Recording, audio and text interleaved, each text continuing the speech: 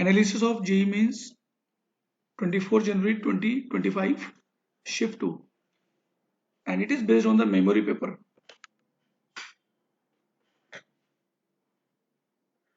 देखिए first of all इसमें question कई सारे पूछे गए हैं। पहला क्वेश्चन को डील करते हैं। इसमें बड़ा वेवलेंथ पूछी गई है, वेवलेंथ का ऑर्डर पूछा गया है। तो यहां पर जो वेवलेंथ का ऑर्डर पूछा गया था ultraviolet rays, radio waves, X ray और गामा रेज के बारे में बोला गया था। लेकिन हम यहाँ पर पूरा ऑर्डर लिख दे रहे हैं जिससे एग्जाम में कोई भी चीज आए तो आप आंसर कर सकें। तो लैम्डा जो होता है लॉन्ग रेडियो वेव्स का सबसे ज्यादा होता है, रेडियो वेव। उसके बाद आता है रेडियो वेव्स, रेडियो वेव्स। इसमें दो चीज होती है एएम और एफएम। उसमें भी एएम का ज्यादा होता है और एफएम का कम होता है वेवलेंथ। इसके बाद microwaves, microwave, then IR, infrared. इसके बाद विजिबल आ जाता है, लैम्डा विजिबल क्या आ जाएगा।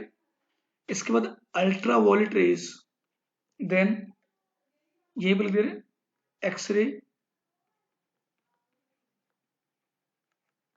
Then gamma rays. So it is a order of wavelength for the different waves. थोड़ा इसमें और डिस्कशन कर लेते हैं। अगर बेटा इसकी वेवलेंथ देखें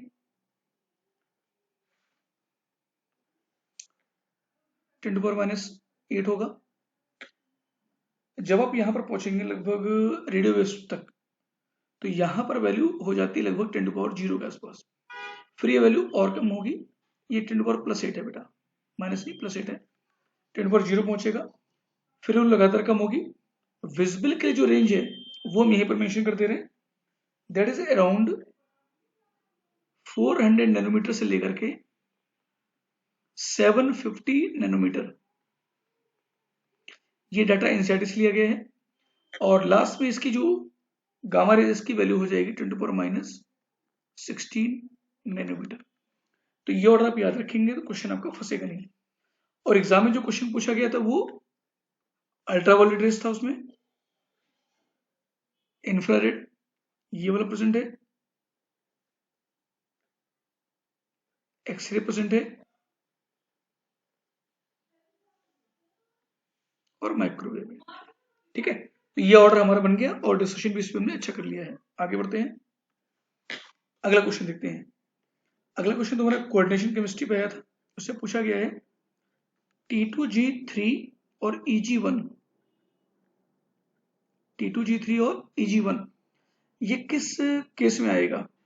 तो देखिए अगर स्ट्रॉन्ग फील्ड लिगेंड हो गया तो ये इलेक्ट्रॉन इधर पेयरिंग करा देगा, तो T2G3 और Eg1 नहीं मिलने वाला है।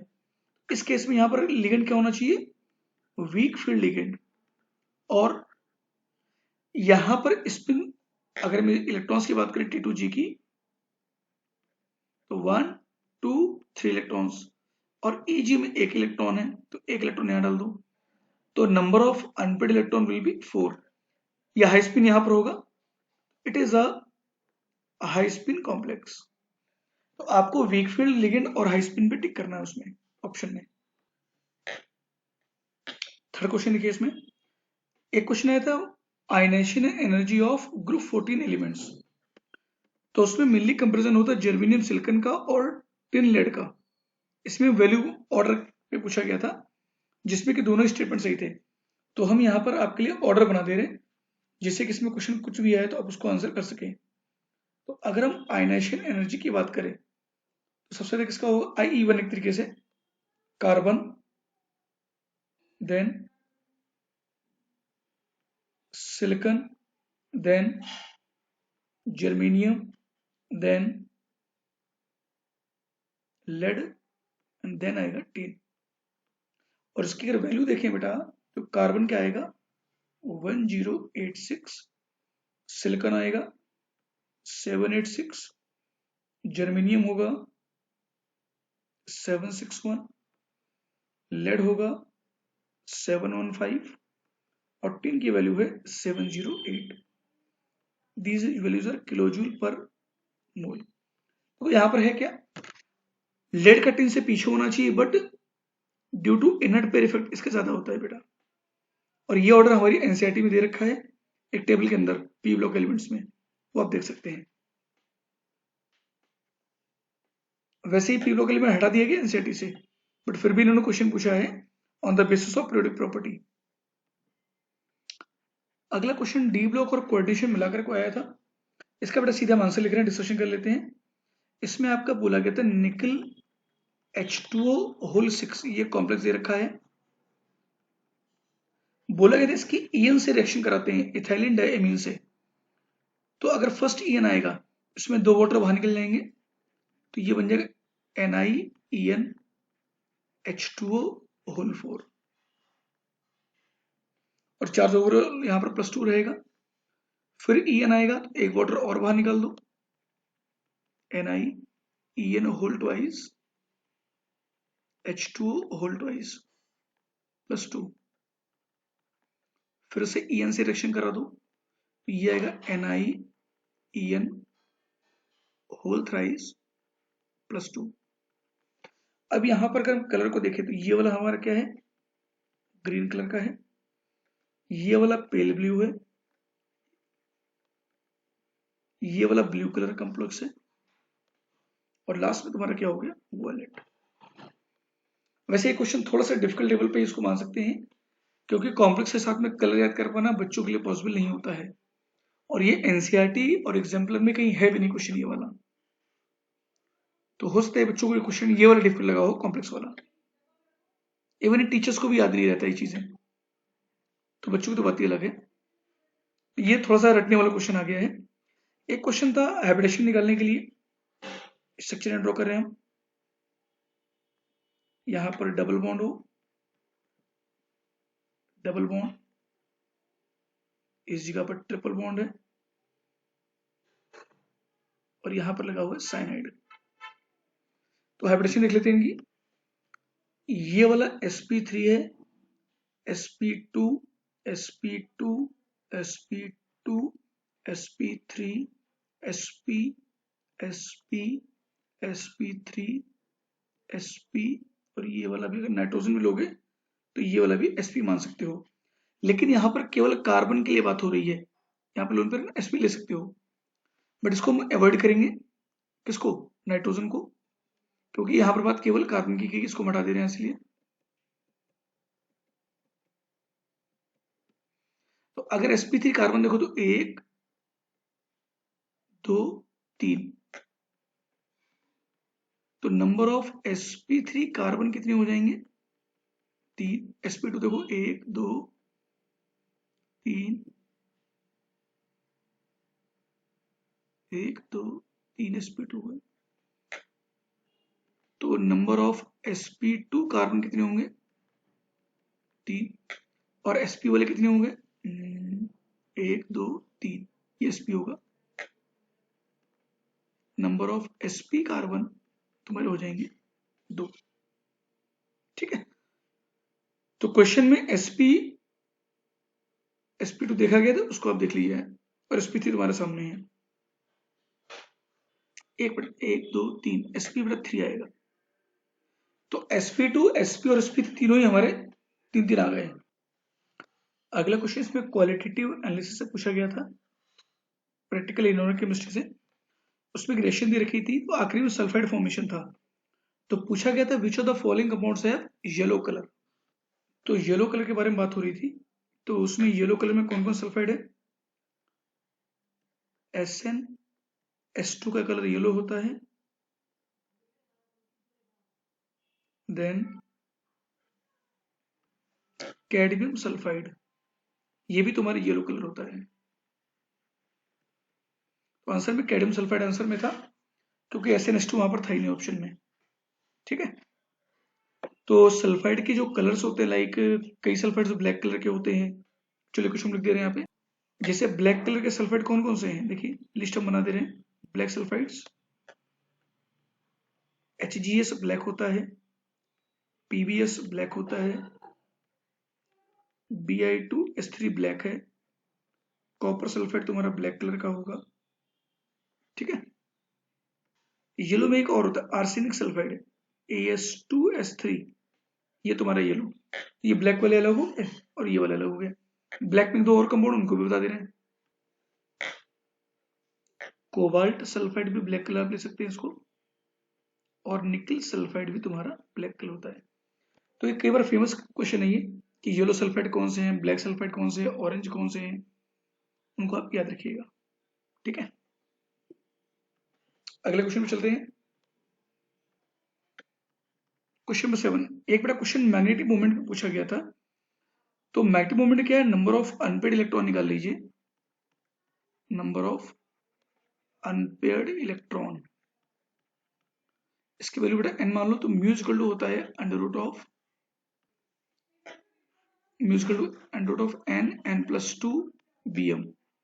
bm का मतलब क्या था, बोहर मैग्नेट्रॉन। तो नंबर ऑफ अनपेड इलेक्ट्रॉन निकाल के यहाँ वैल्यू रख दो, आंसर आ जाएगा। और अनपेड इलेक्ट्रॉन जितने ज्यादा होंगे तो पैरा मैग्नेटिक नेचर भी ज्यादा होता है उसमें। ठीक है, क्वेश्चन वैल्यू रख के आंसर आ जाएगा। अगला क्वेश्चन देखिए, यहां पर कुछ रीजन दे रखे थे, उसमें रिएक्शन के बारे में बात हो रही थी, तो मैं रिएक्शन और रीजन साथ में लिख देते हैं। पहला है इटार्ड रिएक्शन। इटार्ड रिएक्शन में क्या होगा, टोलिन की बेटा रिएक्शन कराओ CrO2Cl2 फॉलोड बाई हाइड्रोलिसिस। इस केस में यहां बन जाता है बेंजल्डिहाइड CHO। अगली रिएक्शन थी Gattermann reaction.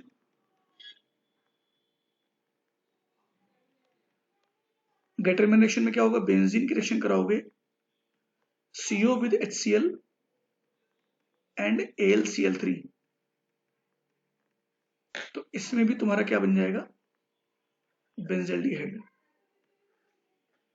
Gattermann coach reaction, Gattermann coach synthesis, ये हमारी गेटरमैन कोच सिंथेसिस रिएक्शन है। गेटरमैन नहीं, गेटरमैन कोच है। गेटरमैन में क्या करते हैं, गेटरमैन रिएक्शन में बेंजीन डायजोनियम क्लोराइड की रिएक्शन करा दो copper with HCl N2Cl। Copper with HCl की रिएक्शन पे क्या होगा, ये इसमें लगा देंगे आप क्लोरीन। ठीक है, अगली रिएक्शन है स्टेफेंस रिडक्शन। स्टेफेंस रिडक्शन, तो यहां पर साइनाइड की रिएक्शन करा दो SnCl2 plus HCl followed by hydrolysis आप कर देंगे, इसमें कोई दिक्कत नहीं है। तो यहां पर तुम्हारे पास बन जाएगा एल्डिहाइड। तो ये ऑप्शंस में रीजन दे, ये जो बीच वाले रीजन देख, ये वाले ये दे रखे थे, तो उनको ही आपको बस मैच करा देना था उसमें। ठीक है, ठीक है, नेक्स्ट क्वेश्चन चलते हैं। नेक्स्ट क्वेश्चन देखते हैं, क्वेश्चन नंबर 9। इस क्वेश्चन में क्या है कि एक ऑर्गेनिक कंपाउंड हमें दे रखा है क्वेश्चन में। ऑर्गेनिक कंपाउंड हमारा क्या है, देखिए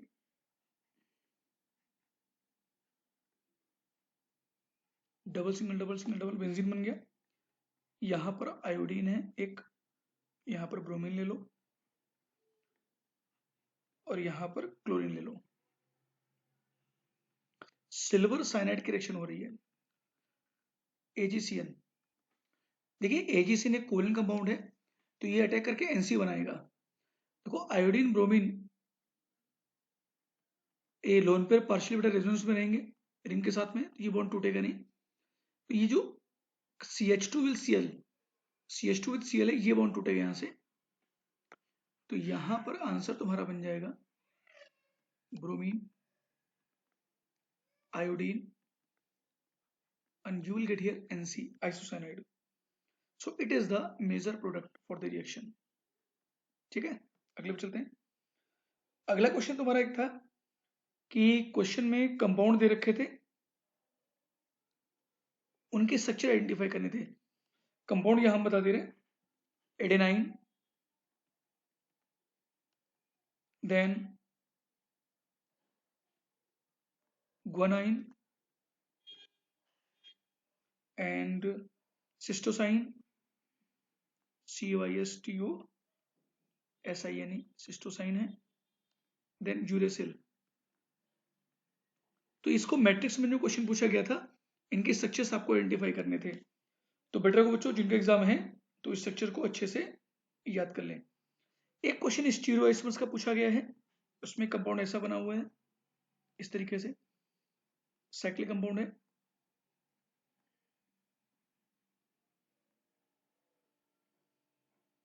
यहाँ पर OH लगा, एक डबल बॉन्ड है। तो अगर आप इसके अंदर देखिए स्टीरियो सेंटर एक ये वाला हो गया, एक ये हो गया, तो दो यहाँ पे स्टीरियो सेंटर हो गए, मतलब एक ये स्टीरियो सेंटर हो गया, एक ये वाला हो गया, स्टार लगा दो, तो n की वैल्यू यहाँ 2 हो गई।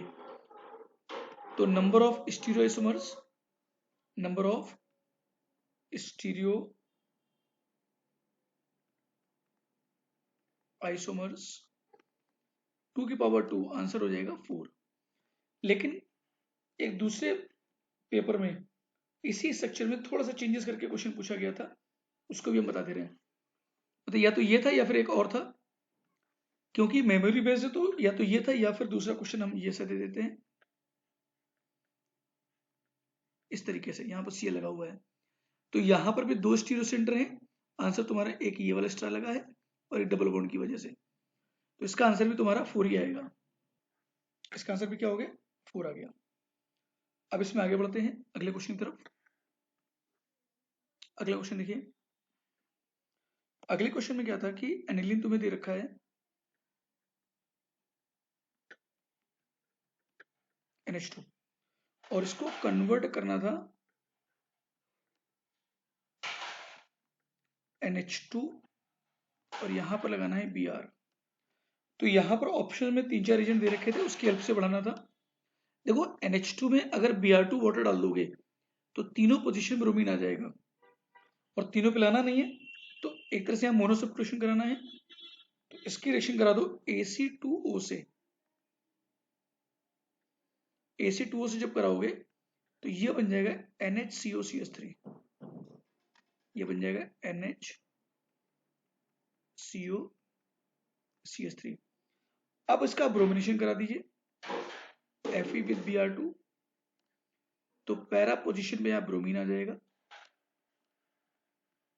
NHCOCH3, और पैरा पोजीशन पे ब्रोमीन आ गया। अब इसकी बेटा आप हाइड्रोलिसिस करा दीजिए तो आपको ये आंसर मिल जाएगा। तो ये क्वेश्चन में आया हुआ है इसी बार का। 30 नंबर क्वेश्चन देखिए, इसमें क्या है, कंपाउंड का मास दे रखा है, मतलब मोलिकुलर मास दे रखा था, कंपाउंड X है, इसका मोलिकुलर मास कितना है 80 ग्राम, और इसके अंदर बोला गया है 90% कार्बन है, इसका DU फाइंड करो। देखो हाइड्रोकार्बन की बात हो रही है यहाँ पर, कंपाउंड X क्या है तुम्हारा, हाइड्रोकार्बन है। तो थोड़ा सा अगर कैलकुलेशन या पढ़ाई इतने सालों में कर रखी है, तो 80 पहुंचने के लिए लगभग हमें 6 कार्बन चाहिए होंगे, 12 इंटू 6 72 आ गया। अगर बेंजीन लेते हो तो इसका मोलिकुलर मास कितना है, 12×72 मतलब अगर एक H2 में और ऐड कर दे, मतलब क्वेश्चन हम ले लें ऑप्शन C6H8, तो ये तुम्हारा 80 पहुंच गया, तो ये आराम से स्ट्रक्चर तुम्हारा ये बन जाएगा। साइक्लिक कंपाउंड ले लो और डबल बॉन्ड कहीं पर भी लगा लो, कोई दिक्कत नहीं है। तो इसका DU अपने आप तुमको समझ में आ जाना चाहिए, साइक्लिक, और ये आंसर इसका हो गया 3। ठीक है, DU हमें निकालना था, तो फॉर्मूले की हेल्प से थोड़ा सा मैच कराओगे निकल आएगा। अदरवाइज 90% कार्बन है, हाइड्रोजन 10% हो गया, एम्पिरिकल फॉर्मूला निकाल के इसको सॉल्व कर दीजिए। ठीक है, एक क्वेश्चन और ऐसा ही पूछा गया है जिसमें कार्बन दे रखा था 54.2%, हाइड्रोजन दे रखा बच्चों 9.2%, एंड रेस्ट तुम्हारा ऑक्सीजन हो गया। तो ऑक्सीजन की वैल्यू कितनी हो गई, 100 माइनस 54.2 प्लस 9.2%, इसको निकाल लेते हैं 36.6%। तो ये हमारी इसकी वैल्यू आ गई। अब क्वेश्चन में क्या है कि percentage of carbon, hydrogen, oxygen दे रखा है, और पूछा गया what is the empirical formula, और साथ में तुमको दे रखा है मॉलिक्यूलर मास। तो ये तुम्हारा है 132। तो देखो बच्चों दो तरीके से कर सकते हो। पहला तो ये है कि परसेंटेज कंपोजिशन दे रखा है, इससे आप एम्पिरिकल फॉर्मूला निकालें एंड मॉलिक्यूलर मास लेकर के ये डील कर लो इसको बेटा। या फिर दूसरा शॉर्टकट तरीका क्या है, जो तुम्हें कंपाउंड दे रखे हैं तो सभी में देखो तो कार्बन 6 दे रखे ऑलरेडी, कार्बन 6, हाइड्रोजन 12 है, दो ऑप्शन में, एक में 13 है, तो लगभग इसे आप मल्टीप्लाई करोगे approximately 12 into 6 plus 12 into 6 plus 12, तो ये लमसम तुम्हारा आंसर आ जाएगा। तो 72 74 84 के आसपास चला गया। तो 84 में 132 माइनस कर दो अगर मैथमेटिकली, 132 माइनस 84, तो लगभग तुम्हारा आएगा 48 के आसपास। मतलब डिफरेंस जो बचा हुआ है कितने का है, 132 माइनस 84, ये हो गया 48। तो बाकी हमारा ऑक्सीजन था, तो तुम अगर थोड़ा दिमाग लगाओ तो ऑक्सीजन का एटॉमिक मास 16 होता है, 16 टू 3 48 अपने आप ही आ गया। तो ऑक्सीजन की वैल्यू यहां पर क्या आ गई 3, और यही तुम्हारा आंसर है C6H12O3, यही तुम्हारा बच्चों क्या हो गया, आंसर आ गया। अगर ऐसे थोड़ा दिमाग लगा करोगे तो क्वेश्चन फौरन सॉल्व होगा, अदरवाइज ये तुम्हारे 2-3 मिनट कैलकुलेशन के लिए जाएगा। क्वेश्चन नंबर 30 जैसा मैंने डिस्कस किया है, तो थोड़ा बेटा माइंड लगाना पड़ेगा आपको, जिससे ही कम समय में आप क्वेश्चन को सॉल्व कर सकें। एक क्वेश्चन बेटा पीरियोडिक प्रॉपर्टी से आया हुआ था, क्लासिफिकेशन ऑफ एलिमेंट्स, उसमें आयनाइजेशन एंथैल्पी दे रखी थी, जैसे मान लो एक IE1 है, IE2, IE3, IE4 and so on. तो IE1 तुम्हें दे रखा था 500 किलो जूल पर मोल, ये 600 था, यहां पर 2000 वैल्यू है IE3 की, और 2200 एंड सो ऑन। तो अगर आप देखें IE1 ठीक है, IE2 उसके आसपास से थोड़ा सा बढ़ गया, IE3 बहुत ज्यादा बढ़ गया, इसका मतलब क्या, 2 इलेक्ट्रॉन निकल जाएंगे, थर्ड इलेक्ट्रॉन निकलने में दिक्कत है। और ये कौन सा केस होगा, मतलब IE1 से IE2 बड़ा हो गया, मतलब 2 इलेक्ट्रॉन निकल गए, और IE3 तुम्हारा नहीं हो रहा है, तो कंफर्मेशन किसका होता है, ये ग्रुप 2 का। तो हमें वहां ग्रुप 2 पे आंसर करना था। अब इसमें बात और देख लीजिए, अगर IE1 IE2 से काफी छोटा है तो इसका मतलब क्या होता है, ये ग्रुप 1 है। अगर IE1 से बड़ा IE2 है, IE2 से बड़ा IE3 है, और आगे वैल्यू काफी ज्यादा हो रही है अचानक सडनली, तो यहां पर कंफर्मेशन किसका है, ग्रुप 13, मतलब बोरॉन फैमिली का। इसको आप ध्यान रखिए क्लास से, ये क्वेश्चन मेंस में आया था, ये में भी आपके एग्जाम में आ जाए, ठीक है। अगला क्वेश्चन देखिए, अगले क्वेश्चन हमारे कई तरीके के इसमें पूछे गए हैं। एक क्वेश्चन कैरिस मेथड पे सल्फर के कंपोजिशन पे था, एस्टिमेशन ऑफ सल्फर, हेलोजन पे भी आ चुका है। चलिए क्वेश्चन नंबर 16 पे आते हैं। क्वेश्चन नंबर 16 में क्या है, परसेंटेज ऑफ ब्रोमीन पूछा गया था। जैसे मान लो कंपाउंड दे रखा है, उसका मास कितना है, 0.25 ग्राम ऑर्गेनिक कंपाउंड, इससे रिएक्शन कराई गई है, सिल्वर नाइट्रेट वगैरह मान लो, और बन गया AgBr तुम्हारा 0.16 ग्राम। तो तुम्हें निकालना है percentage of bromine in the organic compound. तो AgBr का बच्चों मोलिकुलर मास देखो कितना आएगा, सिल्वर होता है 108, ब्रोमीन होता है या 80 ले लो, तो ये हो गया तुम्हारा 188। तो 188 ग्राम में ब्रोमीन है 80 ग्राम, तो AgBr में कितना होगा 0.16 में, तो मास ऑफ Br तुम्हारा निकल जाएगा, 188 में 80 है, तो 88 अपॉन 188 इंटू 0.16, ठीक है। तो मास ऑफ ब्रोमीन निकल गया, परसेंटेज ऑफ ब्रोमीन आ जाएगा तुम्हारा, mass of bromine 80 divide by, ठीक है, इसकी वैल्यू पुट करते हैं, तो मास ऑफ ब्रोमीन हो गया दिस वन 0.16 डिवाइड बाई 0.25, ये बड़ा ग्राम में आंसर आ जाएगा। इनटू 100 से कर दोगे, परसेंटेज तुम्हारा आ चुका है और इसकी वैल्यू तुम्हारी आ जाएगी, तो ये वैल्यू आएगी 27.23। एक दूसरे पेपर में या दूसरे कोचिंग के पेपर में ये 0.15 वैल्यू थी, तो उनके हिसाब से बड़ा आंसर आ जाएगा 25.53 के आसपास। तो उससे कोई दिक्कत नहीं है। 0.16 दे रखा है, 0.215 है, कोई दिक्कत नहीं दोनों में ही। अब बस वैल्यू को देखते हुए आंसर को निकाल दें। तो हेलोजन इस तरीके से है, अगर Br होता तो यहाँ 35.5 ले लेते, आयोडीन होता तो 80 जगह पे 127 करके सॉल्व कर लेते हैं। बाकी मेथड पूरा सेम रहेगा आपका। तो क्वेश्चन नंबर 16 हो गई है। 17 नंबर क्वेश्चन देखते हैं। क्वेश्चन में है calculate the overall activation energy. Calculate overall activation energy किसके लिए चाहिए? कांस्टेंट के दे रखा है √of K1 into K3 divide by K2। यहां पर EA1 दे रखा है 60 किलो जूल, EA2 दे रखा है 40 किलो जूल और EA3 दे रखा है 20 किलो जूल। ठीक है, यहां पर कांस्टेंट की वैल्यू दे रखी है। अब इसको सॉल्व कैसे करना है, देखिए K is equal to √of K1 K3 K2। K की वैल्यू कितनी होगी? E की पावर माइनस EA/RT, इसको ले लेंगे, इज इक्वल टू √of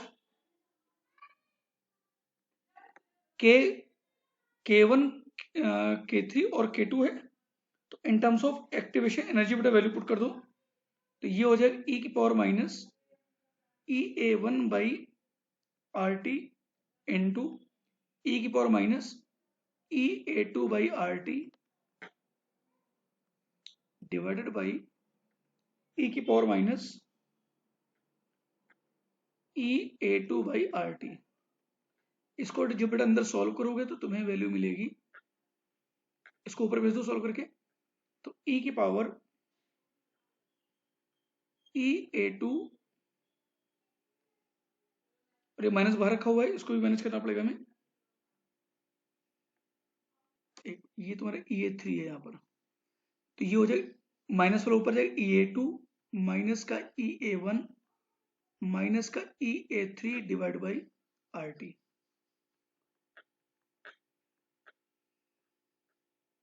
ठीक है, और देखिए बाहर ये दे रखा ऑलरेडी, तो स्क्वायर कर सकते हैं, स्क्वायर करके ln ले लो, स्क्वायर करने पे यहां पर 2 आ जाएगा, तो माइनस का 2 times EA/RT is equal to EA2 minus EA1 minus का EA3/RT। इसको जब इक्वेट करोगे तो EA की वैल्यू आ जाएगी EA1 plus EA3 minus EA2 divide by 2। बच्चों इसकी वैल्यू पुट कर दोगे तो यहां पर एक्टिवेशन एनर्जी आ जाएगी 20 किलो जूल। ये मेमोरी बेस्ड क्वेश्चन है, हो सकता है एक्टिवेशन एनर्जी वैल्यू कुछ और दे रखी हो, बट मेथड आपको यही यूज करना है। देखिए कैलकुलेशन आखिरी में बहुत आसान है, तो थोड़ा क्वेश्चन देखिए हिम्मत मार रहिएगा, इसको करते हुए आगे बढ़ जाइएगा। ठीक है, अगला क्वेश्चन 18 देखते हैं, बॉन्डिंग पे पूछा गया है। वहां पर ओजोन के बारे में और O2 के बारे में पूछा गया है। O2 बता डबल बॉन्ड होता है, ओजोन तुम्हारा होता है O डबल बॉन्ड O, या तो कोऑर्डिनेट बॉन्ड ले लो या फिर पार्शियल बॉन्ड ले लो, ऐसे फॉर्मल चार्ज के साथ में।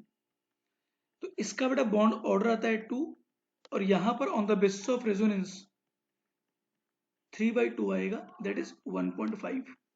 तो ऑब्वियस सी बात है बॉन्ड लेंथ जो OO है इन ozone greater than OO bond length in O2, क्योंकि यहां पर बॉन्ड ऑर्डर तुम्हारा 1.5 है और यहां पर कितना है, बॉन्ड ऑर्डर 2 है।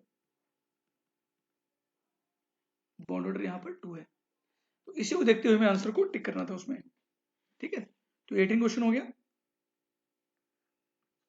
19 देखते हैं। बेटा एक क्वेश्चन थर्मोडायनेमिक्स से पूछा गया था, 2 इक्वेशन दे रखी थी, उसको हमें एडजस्ट करना था और एक्स वाई की वैल्यू को निकाल देना था।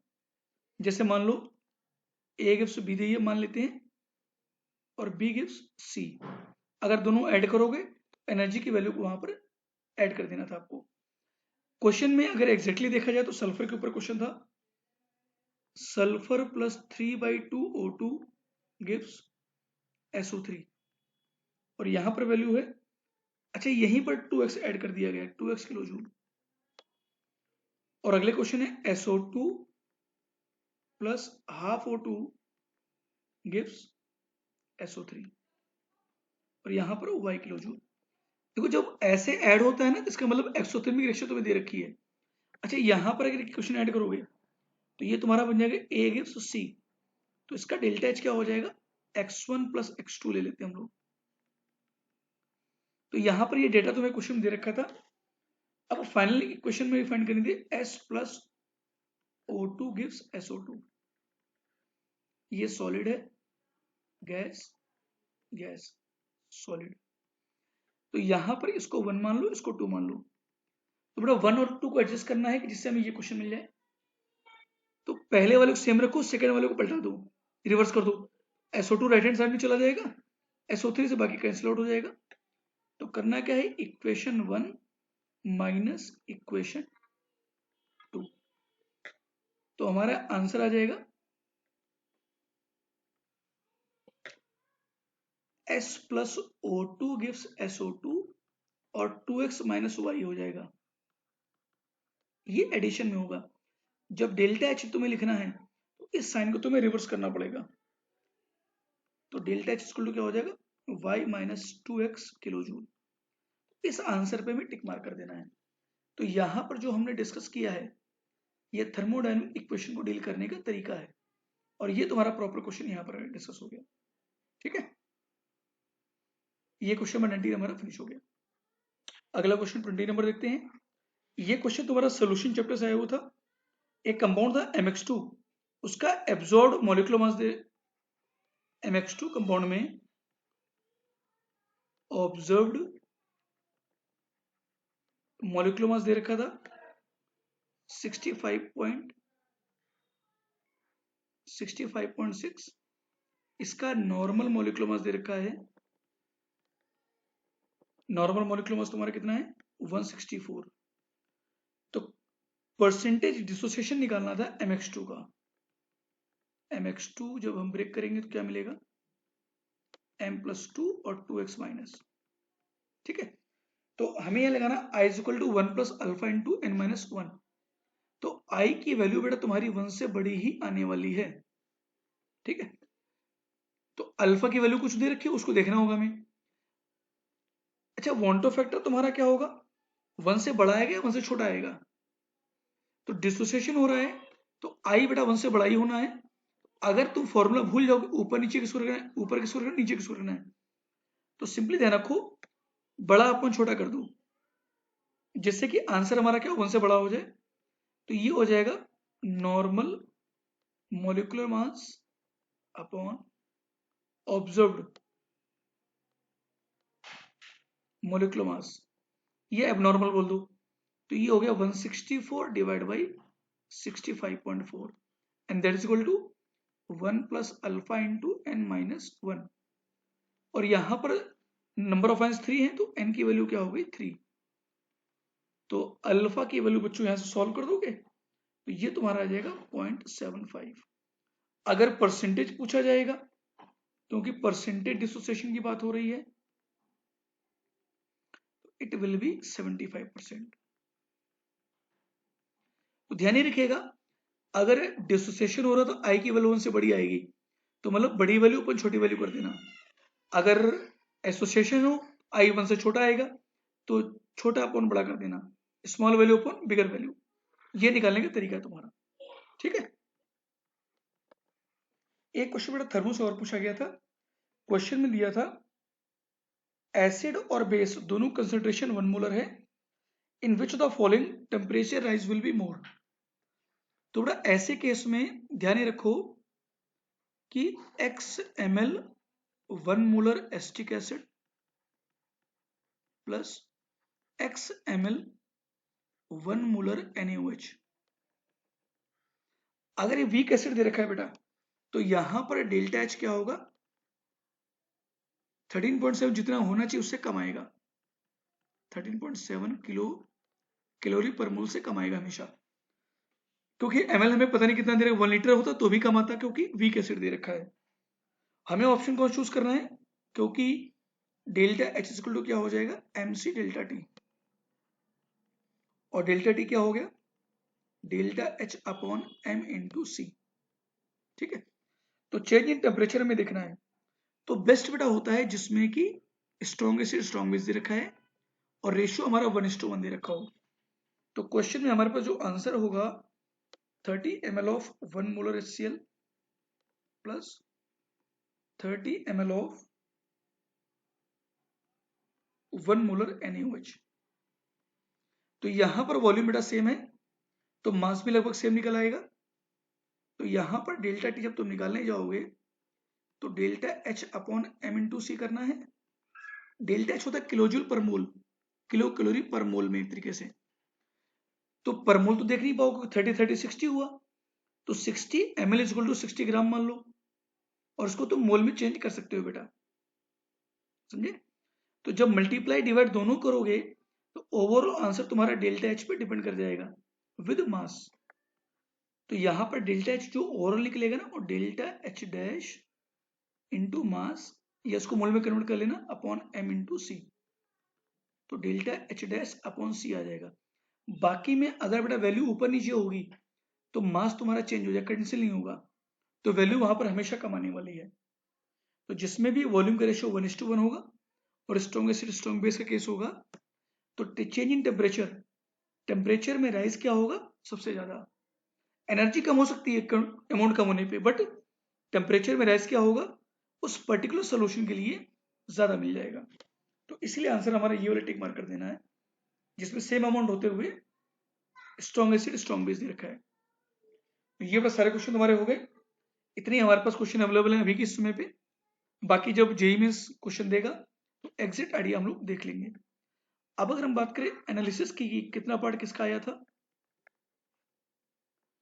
तो ऑर्गेनिक केमिस्ट्री देख लेते हैं, इनऑर्गेनिक केमिस्ट्री,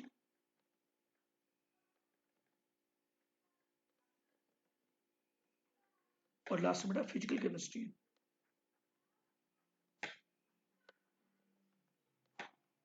ठीक है, एक बेटा आपको सारी चीज में लिख दे रहे हैं, मेंशन कर दे रहे हैं।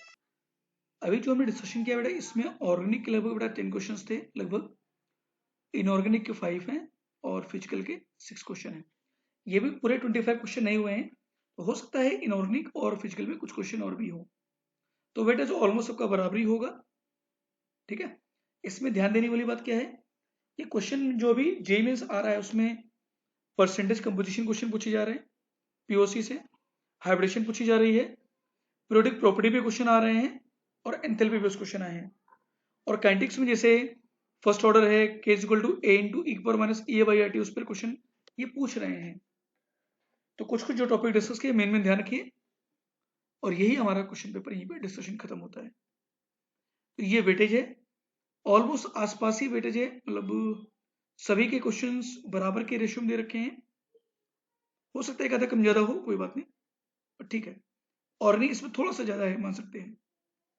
ठीक है बच्चों, बाकी हम अगले पेपर में बात करते हैं।